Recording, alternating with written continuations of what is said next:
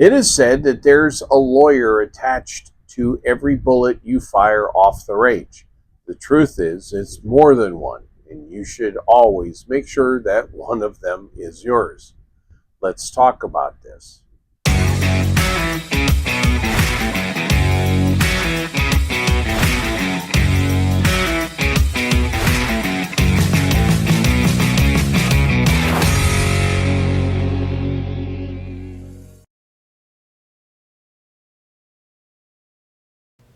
Here's your armed citizen meme of the week. Screen cap it, crop it, and send it to everyone you know. It'd be a lot cooler if you did. Now, let's get on with the content.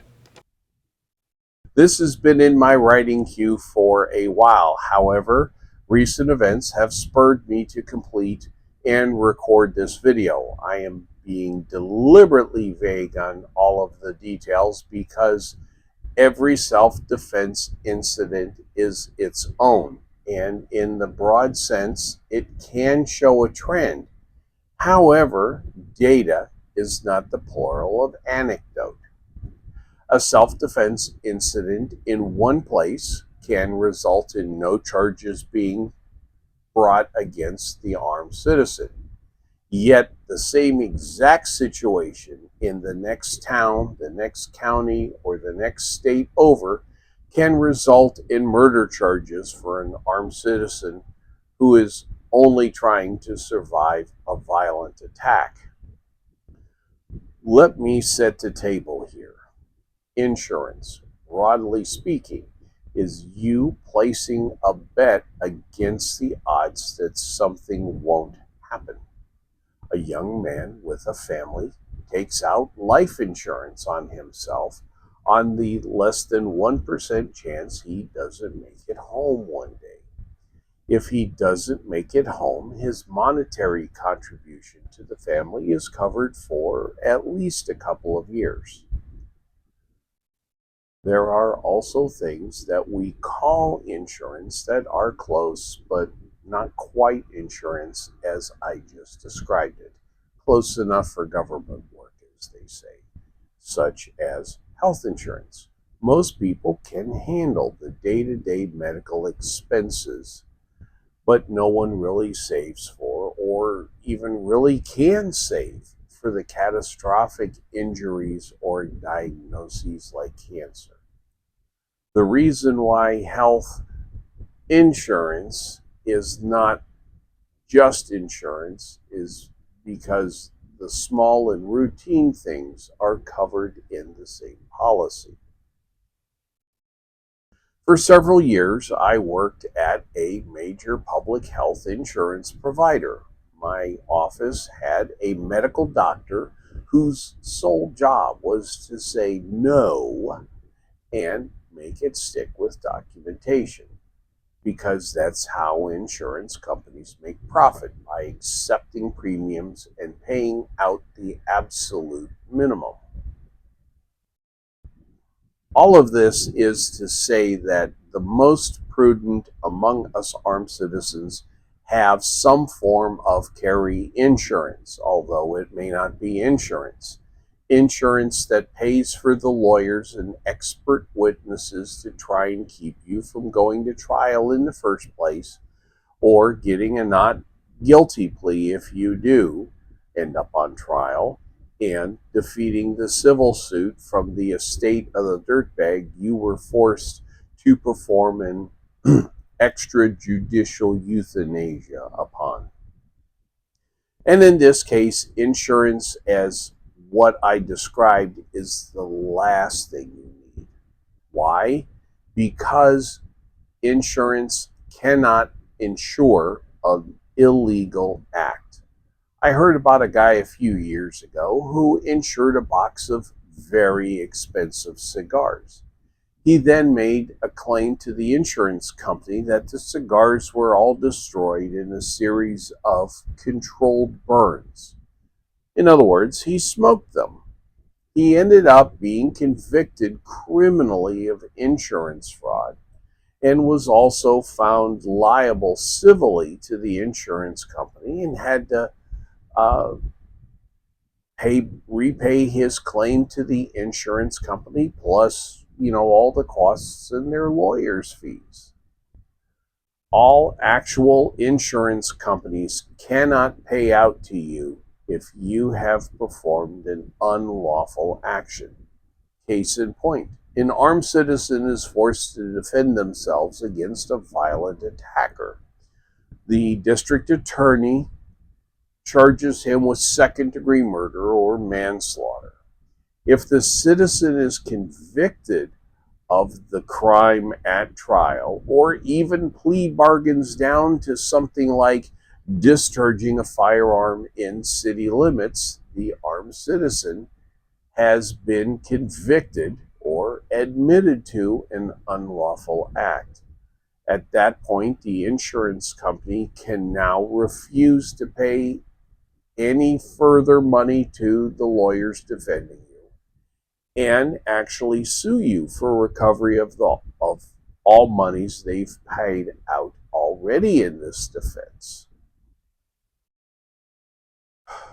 That is, if the insurance company lawyers were confident in the citizen's ability to win a not guilty verdict in the first place. And I mean the insurance company lawyers, not the lawyers retained by the insurance company to represent you. If the insurance company's lawyers do not see a path to victory for our beleaguered armed citizen, they may not pay out at all, thus ensuring the conviction because the citizen cannot afford adequate representation on his own and will get steamrollered by the virtually unlimited resources of the state prosecutor. If you live in a state like Tennessee, we have legally existing gun-free zones. Just being caught armed past one of those signs is enough to get you charged and convicted with a misdemeanor and pay a fine.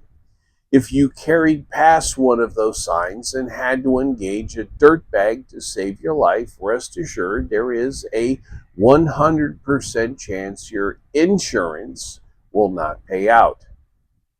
The other model is prepaid legal services. You pay into a pool with all of the other members, which the lawyers get paid from if you have to use their services. You put the lawyers on a retainer so they are contractually obligated to represent you. Being a lawyer is like being on a debate team. They generally don't get to select the subject or the side of the debate. But still, their purpose is to win the debate within the rules no matter what. Now, there is one company that I know of in this field that uses the insurance model, not naming names. There is at least one company that uses the retainer model. The insurance player I am referring to did not back a couple of paid members who were forced to defend themselves, both in the violent attack and in the courtroom. One ex-member thankfully managed to win with public counsel alone. Another member that was dropped by the insurance company was convicted. Her conviction was vacated by the state Supreme Court where she lives. I know some shade has been thrown on a lawyer or two in this arena, so let me set something straight and clear. Lawyers are professionally and ethically bound to defend their client to the best of their ability, no matter the lawyer's personal views on the incident. If it can be proved that either the defending or prosecuting lawyers threw the case, in other words, they didn't give it 104% of their effort, then those lawyers will be, ethically speaking, in boiling water up to their earlobes worth of trouble.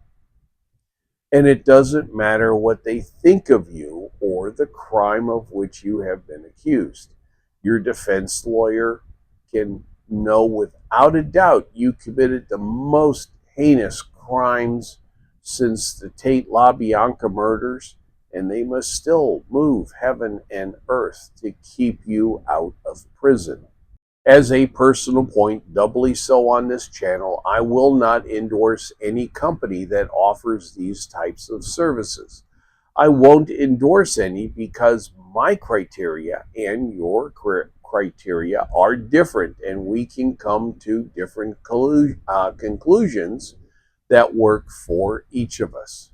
By the time you see this, I will have made my decision and moved away from the company with the insurance model to a company with a retainer model. I still have not decided which one, and all I can do is hope and pray. I pay them lots of money over the years of my future armed citizenship and never need their services to give them an accurate review. Stay safe, stay bullet free. Tell your family you love them every day. Y'all have yourselves a wonderful day. If you made it this far, thank you. If you liked this content, please hit the like button to show your support. Help me get the word out by subscribing to my channel, and don't forget to turn notifications on so you know when I post new content. If you think this content would help your friends, the share button helps you get it out to your social media. Comments mean a lot to me, good or bad. Please leave one. All right, go forth and have a most excellent day.